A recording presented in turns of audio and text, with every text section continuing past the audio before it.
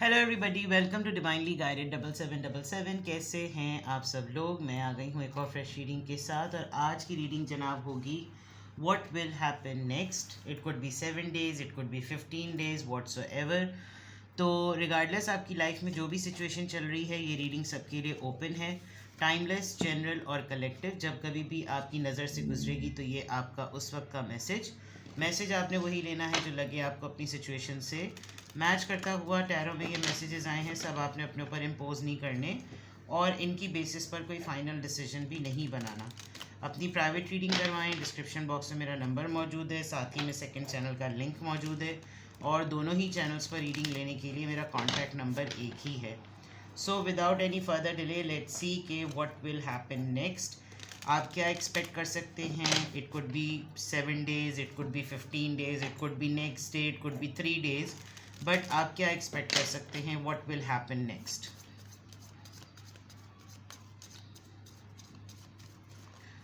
What will happen next.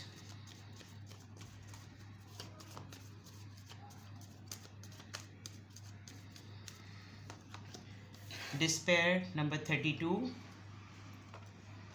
Occupation number 34, imprisonment 29, lovers, all right।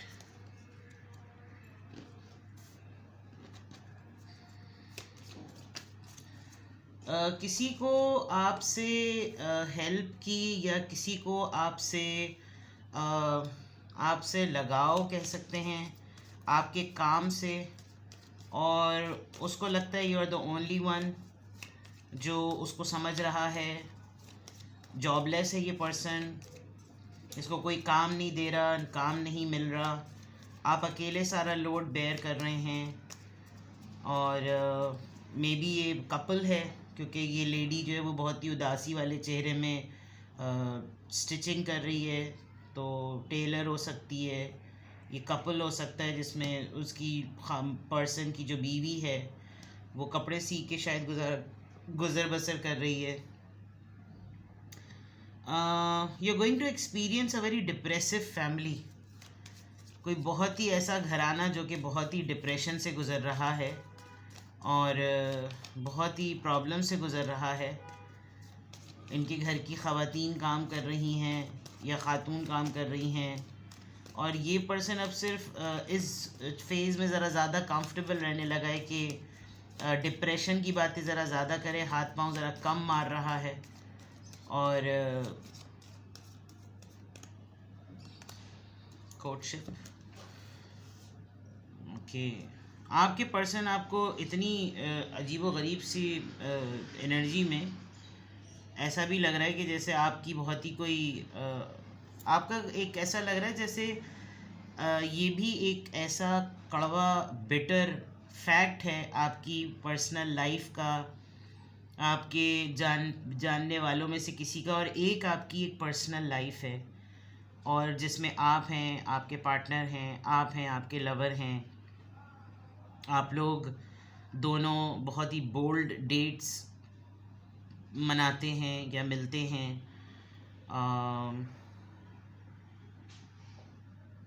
आपका partner किसी crime में, उसके ऊपर कोई केस, कोई एफआईआर कटी थी और this is so weird, I must say, like this is what will happen next. आपसे कोई अपनी लाइफ की नरेशन करेगा और उसकी बीवी का कहीं उसके पीछे इस सिचुएशन के बाद कहीं अफेयर चल पड़ा, उसने किसी और के साथ रिलेशनशिप बना लिए।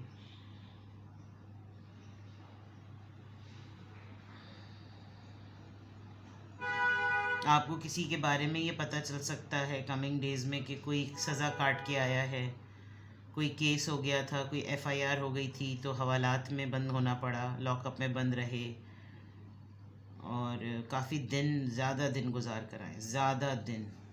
ज़्यादा दिन गुजारने के बाद के बावजूद भी वापस आने के बाद जिन बातों की वजह से इसको जेल हुई, जिन बातों की वजह से एफआईआर कटी, जिन बातों की वजह से ये सब कुछ हुआ, ये फिर जाकर उन्हीं लोगों से उसका मिलना और अपनी गर्लफ्रेंड को ढूंढना या अपने बॉयफ्रेंड को ढूंढना और फिर दोबारा से वहाँ पर जाकर सब कुछ करना, this is happening. What will happen next में आपको ऐसा हो सकता है, आपके साथ खुद हुआ है, आप एक्सपीरियंस कर रही हैं या कर रहे हैं, जेंडर आपने अपने हिसाब से लेना है।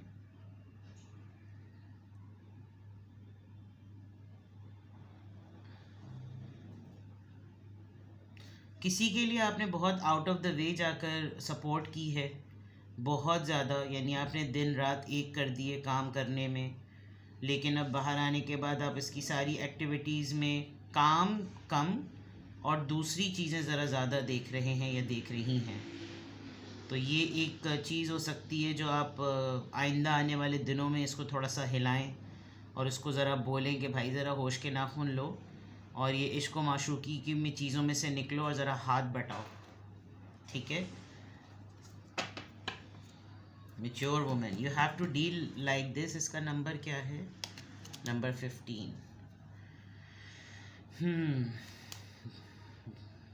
व्हाट विल हैपन नेक्स्ट, इस तरह आपको करना पड़ेगा एक्चुअली, अदरवाइज़ कोई आपको यूज़ करता रहेगा।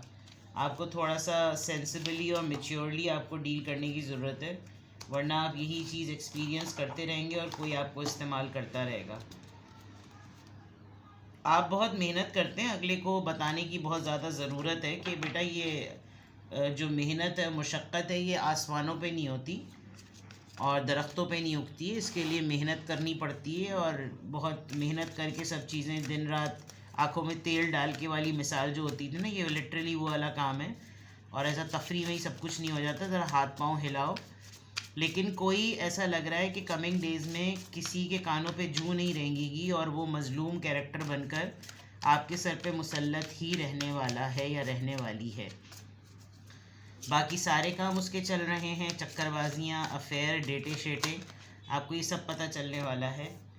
और आपके पर्सन के साथ आपकी डेट्स भी एक्सपेक्टेड है, बहुत धुआंधार किस्म की।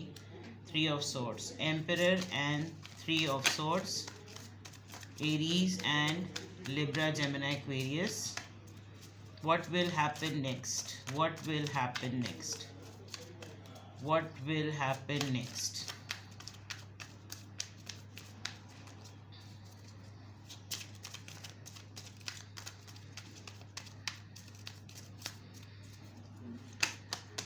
What will happen next? Page of Pentacles, sorry, Knight of Pentacles,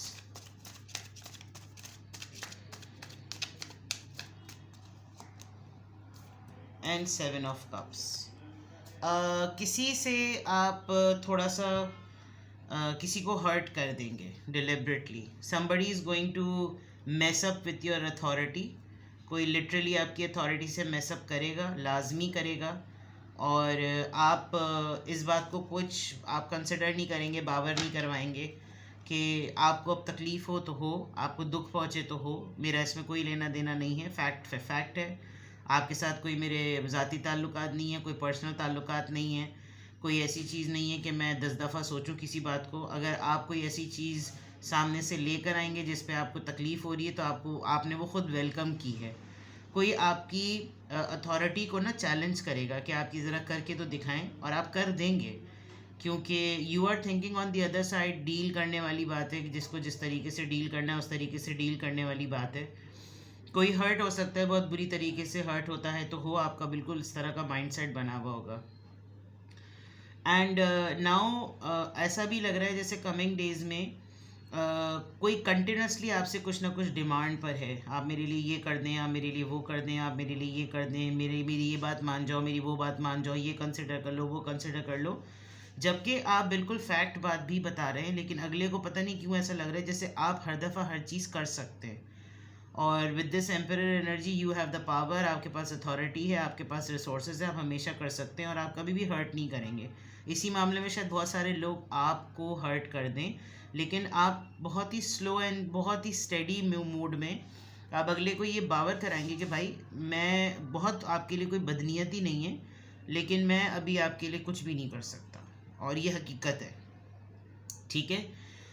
एक और चीज़ जो मैं देख सकती हूँ, आपके पास बहुत सारे मतलब ओवरवेलम सिचुएशन होने वाली है कमिंग डेज में। आप बहुत ज़्यादा जो है ना वो उन लाइंस पर सोचेंगे, जैसे कि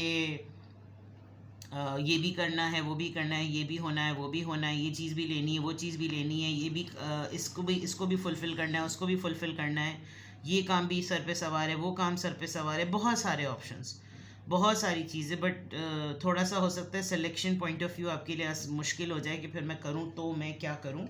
बट ये चीज़ हो रही है। प्रायोरिटी अगर मैं आपको अभी गाइडलाइन भी दे दूँगी कि आपको क्या करना चाहिए, बट आप कमिंग डेज़ में बहुत ओवरवेलम होने वाले हैं। बहुत सारे लोगों की एक्सपेक्टेशन, बहुत सारी चीज़ें और बहुत सारे मामलात अननेसेसरीली लोगों का उम्मीदें लगाना आपसे, और ऐसे ही एक्सपेक्ट करना कि हमें आपको हर्ट करने का हक है, आप हमें हर्ट नहीं कर सकते। तो इस सिचुएशन में आप हर्ट होंगे और बहुत आपको तकलीफ़ होगी भी, आपको आपके हाथों किसी को तकलीफ़ पहुंचेगी भी, लेट इट बी। जब अगला आपको दुख देता हुआ नहीं सोच रहा, तो फिर आप अगले को दुख देते हुए क्यों उतना परेशान हो रहे हैं। तो आपको हमेशा थोड़ा सा एक इस बात की ज़्यादा फिक्र होती है कि कोई आपकी वजह से तकलीफ़ में ना हो, बट आपका काम ही कुछ ऐसा है with this emperor. This could be a father as well, कोई ऐसा इंसान जो बहुत ही ज़्यादा सख्त है, रूड है, और बहुत ही ज़्यादा ऐसा है कि जैसे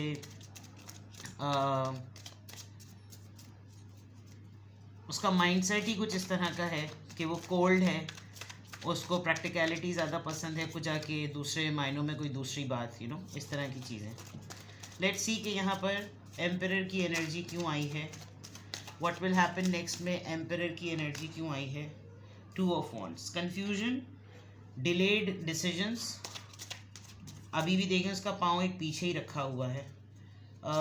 अटेम्प्ट ना करने की ज़्यादा ख्वाहिश, सोचने की ज़्यादा, सेफ प्ले करना, अपने आप को पीछे रखना, आपको आगे रखना, आगे आपकी तरफ से आपके होने वाले फ़ैसलों को आगे ज़्यादा बढ़ाना, इस तरह की चीज़ें।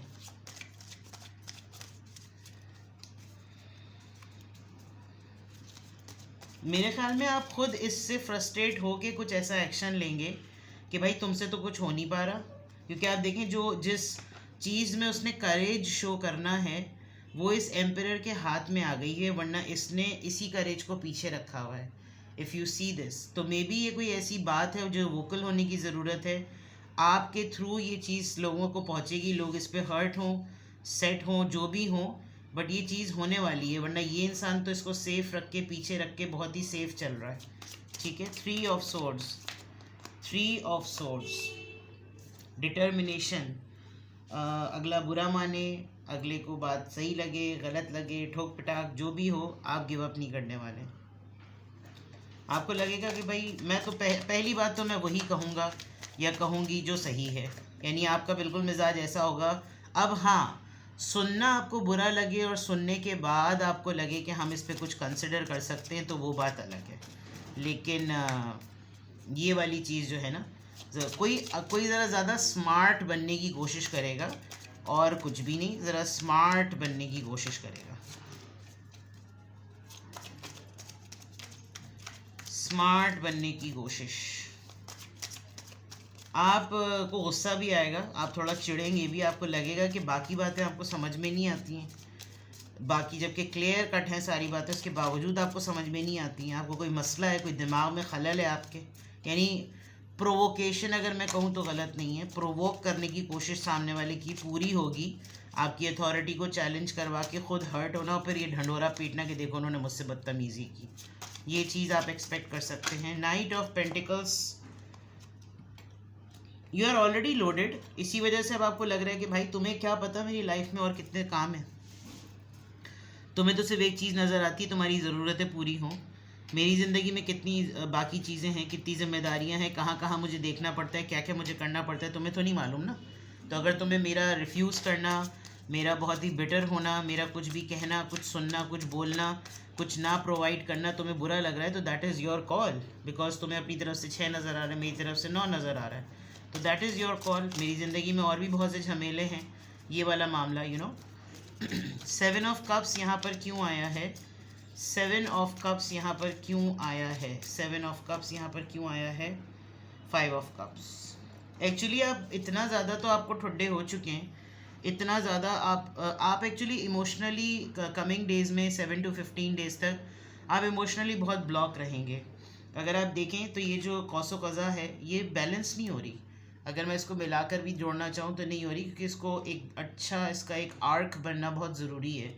इमोशनली आप नहीं हैं यहाँ भी, इसमें से भी सारे रंग अलग अलग फॉर्म में बिखर रहे हैं, और वो भी उसके साथ तमाम चीज़ें ना तितर बितर हो रही हैं। तो जो आप फैसला सही ऑन स्पॉट किसी चीज़ को चॉइस नहीं कर पा रहे, चूज़ नहीं कर पा रहे, वो इसी वजह से बिकॉज इमोशनल सपोर्ट कम है। इमोशनली आप बहुत टूटे हुए हैं और ये सिर्फ आप ही को पता है। जबकि चीज़ें ठीक हो सकती हैं, जबकि चीज़ें सेटल हो सकती हैं, बट आप बहुत ज़्यादा हर्ट हो गए हैं, और क्यों हर्ट हैं ये आपको ख़ुद भी नहीं समझ में आ रहा। आपकी लाइफ में अगर पार्टनर है तो उसके साथ आपको आपके साथ टर्म्स उसके अजीब की तरह के हैं। आपकी ज़िंदगी में जो जिम्मेदारियां हैं वो आप ही अकेले हाथ से सारी चला रहे हैं। कोई तरीका नहीं, कोई सपोर्ट नहीं, कोई एफ़र्ट नहीं, ज़ीरो कंट्रीब्यूशन दूसरों का। फिर जो चीज़ें ऑन डॉक्यूमेंट हैं, ऑन रूल हैं, उनको फॉलो करने में अगले का और ट्विस्टन्स मैनिपुलेट करना, उस चीज़ों को इस तरीके से पेश करना, आपके लिए कॉम्प्लिकेशंस को ज़्यादा बना देना, खुद पीछे रहना, अगलों को आगे करना, मतलब बहुत ज़्यादा पॉलिटिक्स, दिमागी सठियानापन ज़रा ज़्यादा लग रहा है। तो उस पॉइंट ऑफ व्यू से देखा जाए तो कमिंग डेज में व्हाट विल हैपन नेक्स्ट में very weird sort of energy, बहुत अजीब अजीब सी चीज़ें आप एक्सपीरियंस करेंगे। डिस्टर्बिंग न्यूज़ और डिस्टर्बिंग गॉसिप और डिस्टर्बिंग इन्फॉर्मेशन जो कि बिल्कुल भी अच्छी नहीं है, और ना चाहते हुए भी कोई ऐसी चीज़ें करना जो लड़ाई की तरफ जाए, ना चाहते हुए भी कोई ऐसी बात बोल देना जब कि आपकी इंटेंशन ना हो, और वो कोई ना कोई आपको प्रोवोक करेगा करने के लिए। तो व्हाट विल हैपन नेक्स्ट में जस्ट सी। आप अपने आप को खुद अगर पॉजिटिव रखना चाहें तो ख़ुद कोशिश कीजिएगा कि आप अपने आप को एटलीस्ट मेच्योर वे में हैंडल करें, बिकॉज आप अपना कैलिबर तो जानते हैं ना। बट आई कैन सी यहाँ पर जो है कोई ना कोई ज़बरदस्ती आपसे आपका गलत शेड ऑफ पर्सनैलिटी निकलवाएगा अपनी हरकतों की वजह से। तो टिट फॉर टैट लें उसको, क्योंकि कुछ लोग चाहते ही हैं कि फिर उनके साथ ना बदतमीज़ी की जाए। तो ये मैं एक सिचुएशन आपकी लाइफ में कमिंग डेज़ में देख सकती हूँ। किसी भी पॉइंट ऑफ टाइम पे आपको लगे कि ये चीज़ हो भी रही है और आजकल हो रही है और कमिंग डेज़ में एक्सपेक्टेड है, तो आपको इसकी हैंडलिंग से रिलेटेड कोई गाइडलाइन चाहिए हो तो डिस्क्रिप्शन बॉक्स में मेरा नंबर मौजूद है, साथ ही में सेकंड चैनल का लिंक भी है। डिस्क्रिप्शन बॉक्स में आप मुझसे रीडिंग लेना चाहेंगे, डिस्क्रिप्शन बॉक्स में जो नंबर दिया हुआ है उस नंबर पे मुझसे कांटेक्ट कीजिएगा रीडिंग लेने के लिए। Single question 20 minutes to 30 minutes, it's completely your choice. Weekend is sir पे सवार है, वीकेंड को आप बुक करवा सकते हैं, मुझसे रीडिंग ले सकते हैं। अपना बेहद ख्याल रखिए, बाय बाय।